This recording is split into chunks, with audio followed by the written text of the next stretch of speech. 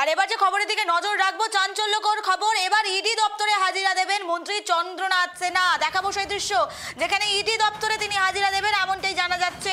নিয়োগ কেলেঙ্কারিতে জিজ্ঞাসাবাদ করা হবে মন্ত্রীকে। এই মুহূর্তে টেলিফোন লাইনে রয়েছে প্রতিনিধি অভ্রদীপ, আরো বিস্তারিত জানবো। অভ্রদীপ, যেটি জানা যাচ্ছে মন্ত্রী চন্দ্রনাথ সিনহাকে এবার ইডি দপ্তরে হাজিরা দিতে হচ্ছে, তিনি ইতিমধ্যেও পৌঁছে গেছেন হয়তো, কি জানা যাচ্ছে এই মুহূর্তে অভ্রদীপ? একদম, দেখো, কলকাতা সিজিও কমপ্লেক্সে ইডি দপ্তরে হাজিরা দিতে যাবেন মন্ত্রী চন্দ্রনাথ সিনহা। প্রাথমিক দুর্নীতি মামলায় তাকে হেফাজতে নিয়ে জিজ্ঞাসাবাদ করতে চেয়েছিল এনফোর্সমেন্ট ডিরেক্টরেটের আধিকারিকরা, কিন্তু এই কেন্দ্রীয় সংস্থার আবেদন খারিজ করে দিয়েছে আদালত। আপাতত চন্দ্রনাথ সিনহাকে অন্তর্বর্তীকালীন জামিনেই রাখা হয়েছে এবং আদালত জানিয়েছে যে বৃহস্পতিবার এবং শুক্রবার মন্ত্রী চন্দ্রনাথ সিনহা তাকে ইডি দপ্তরে হাজিরা দিতে হবে এবং তদন্তে পূর্ণ সহযোগিতা করতে হবে।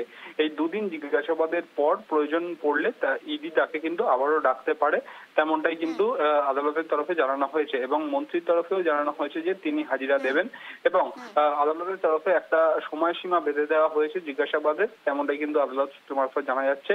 সকাল 11টা থেকে বিকেল 5টা পর্যন্তই জিজ্ঞাসাবাদ করতে পারবে এনফোর্সমেন্ট ডিরেক্টরেটের আধিকারিকরা এবং আর কিছুক্ষণের মধ্যেই মন্ত্রী চন্দ্রনাথ সিনহা কিন্তু সিজিও কমপ্লেক্সে এনফোর্সমেন্ট ডিরেক্টরেটের আধিকারিকদের কাছে যাবেন এবং তার জিজ্ঞাসাবাদ কিন্তু আর কিছুক্ষণের পরেই শুরু হবে, তেমনটাই জানা যাচ্ছে।